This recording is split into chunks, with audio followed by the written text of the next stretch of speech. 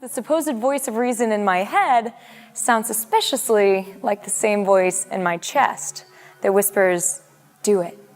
Take the leap." And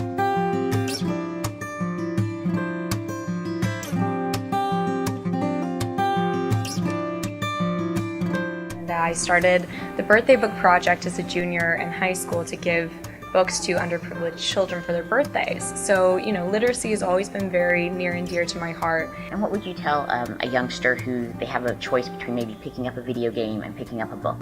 Why should they go for the book? Read every time. Everything is right there in front of you with video games, and with books you have to use your imagination, which is something you'll use your entire life.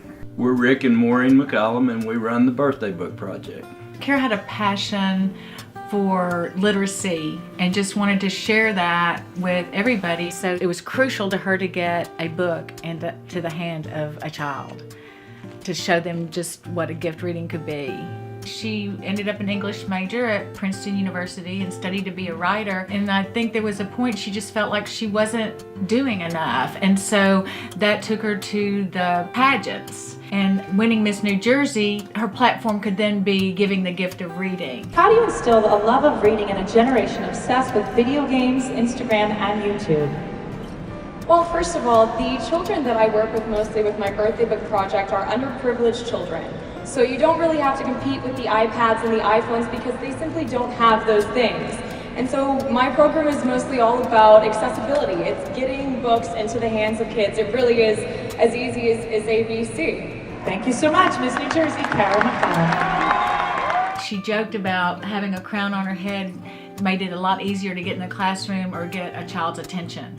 And so it worked. This is the first time as Miss New Jersey that I'm going to be able to read to kids. So I think I'm probably more excited than they are. That's why I got into this whole pageant thing was, to get into the classrooms, get into, into these story times. She was a junior in high school, 2008, and we started in our basement. Susie, one of the volunteers, was our neighbor. She was 8, maybe. Hey, I'm Hallie Faust. And I'm Susie Dunn, and we're the youth advisors for the Cara McCollum Birthday Book Project. We have a list of schools. The counselors from each school give us the grades, the names, and the month of their birthdays, and also the gender. Younger kids don't typically get chapter books because it's kind of intimidating, but older kids, we try to push the harder books to give them a little bit of a challenge. Kind of go with things that are popular and what they're going to recognize. We ask teachers for the most part. It's Mason's birthday today. He's in kindergarten. You unstick, place it on the envelope, like that. We take a piece of cute little wrapping paper. We put the book on top of it. You wrap it together like this. Close it with a happy birthday sticker. We also have a personalized letter with the name on it. And it says, "Our gift to you is this book. We want you to be excited about books and feel the magic that they can create. Enjoy. Cara McCollum. Celebrate with reading." So after you write his name on the notebook paper, stick it in the envelope and hand deliver it to the child on their birthday. My favorite part is when we deliver the books in the summer and we give the kid their book on their birthday, and you get to actually see it all pay off and the smiles on their faces. Every now and then you'll get a kid that wants to write a thank you letter to the book lady. That would be Cara, but although she's not here, we can still read them and love them.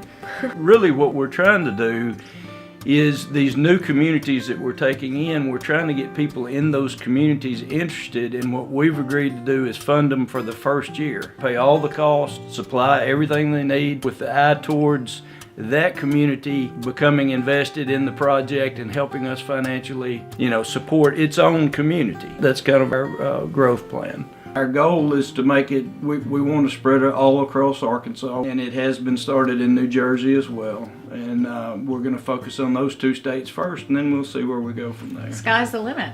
We really don't know how big it can be. Truthfully, the 2 of us probably would have been happy just serving kind of the local community. But that wasn't really Cara's vision. I mean, she was serving the world. She was going to solve the world's problems. And so I think it's kind of our way to honor her is to carry on her legacy. Like Cara always said, it was hard to measure what difference we made, but if she just touched one child and made a difference, that's all that really mattered. Do it. Take the leap.